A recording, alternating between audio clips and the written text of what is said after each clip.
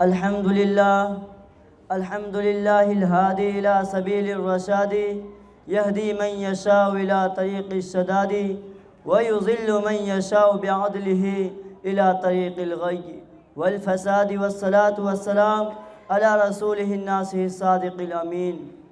أما بعد، قال الله تعالى في القرآن المجيد والفرقان الحميد: أعوذ بالله من الشيطان الرجيم، بسم اللہ الرحمن الرحیم. لا اکراہ فی الدین قد تبین الرشد من الغی. محترم حضرات، سامعین کرام، اسلام کی فطرت میں قدرت نے لچک دی ہے. اسلام کی فطرت میں قدرت نے لچک دی ہے، اتنا ہی یہ ابھرے گا جتنا کہ دباؤ گے. آج اسلام دشمن طاقتوں کی طرف سے یہ اعتراض بڑے زور و شور کے ساتھ اٹھایا جا رہا ہے. اسلام اپنی بلندی تعلیمات نہیں، اپنے طاقت کے بل بوتے پر دنیا میں پھیلا. اسلام کی حیرت انگیز اشاعت اور دنیا کے کونے کونے میں اتنی شروعات کے ساتھ پھیل جانے کا راز یہ ہے کہ مسلمانوں نے اسلام پھیلانے کے لیے تلوار کا استعمال کیا، زور زبردستی سے اپنا کلمہ پڑھوایا. یہ اعتراض جتنے شد و مت کے ساتھ اٹھایا جا رہا ہے، حقیقت یہ ہے کہ یہ اتنا ہی بے وقعت اور کمزور ہے.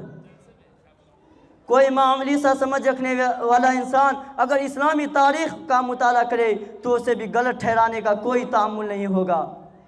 اسلامی تاریخ کا ہر قاری یہ فیصلہ کرنے پر مجبور ہوگا کہ مسلمانوں پر کلمہ اسلام تلوار کے زور سے پھیلانے کا الزام غلط اور بے بنیاد ہے.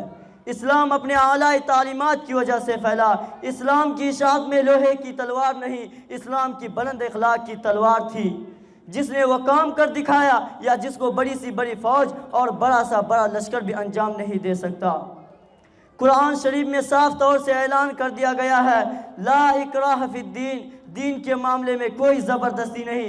جس کا جی قرآن نے یہ بھی واضح طور پر کہہ دیا ہے: جس کا جی چاہے ایمان کی دولت سے مالا مال ہو جائے اور جس کا جی چاہے کفر و شرک کی ترقیوں میں بھٹکتا پھرے. اسلام کسی کے اوپر زبردستی کر کے اپنا کلمہ پڑھوانے کے حق میں نہیں. آئیے اشاعت اسلام کی ابتدائی تاریخ کا مطالعہ کرے تاکہ یہ بات کھل کر سامنے آ سکے کہ اسلام دنیا میں کیسے پھیلا اور اس کی اشاعت تلوار کا استعمال کا نتیجہ تھی یا اس کی بلند تعلیمات کے فیوز و برکات تھے جنہوں نے ساری دنیا کو مجبور کر دیا کہ وہ اسلام کے دامن میں پناہ لے. دنیا کفر و شرک کے اندھیروں میں بھٹک رہی تھی. انسان خدا کو بھول چکا تھا، خدا کی ہدایت سے ناواقف اور خدا کے راستے سے ہٹا ہوا تھا. ظلم اور زیادتی ہر طرف عام تھی. جرم کو جرم اور گناہ کو گناہ سمجھنے کا احساس تک ختم ہو چکا تھا. ایسا خوفناک ماحول تھا اور ایسا خوفناک ماحول میں اللہ کے رسول صلی اللہ علیہ وسلم مبعوث کیے گئے. اللہ کے رسول حق کی طرف بلانے والے تنہا تھے، خدا کے راستے کی طرف پکارنے والے اکیلے تھے. آپ کا اس وقت کوئی ساتھی نہیں تھا، گھر والے بھی نہیں، دوست و احباب بھی نہیں، عزیز و قارب بھی نہیں. ایک طرف اللہ کے رسول تھے اور دوسری طرف ساری دنیا. اللہ کے رسول کے پاس کوئی دنیاوی طاقت نہیں تھی، کوئی فوج نہیں تھا، کوئی لشکر بھی نہیں تھا، روپیہ پیسہ مال و دولت نہیں تھی. اللہ کے رسول نے جب لوگوں کو دین کی طرف خدا کی دعوت دی، دین کی طرف بلایا تو ساری دنیا آپ صلی اللہ علیہ وسلم کے دشمن بن گئی.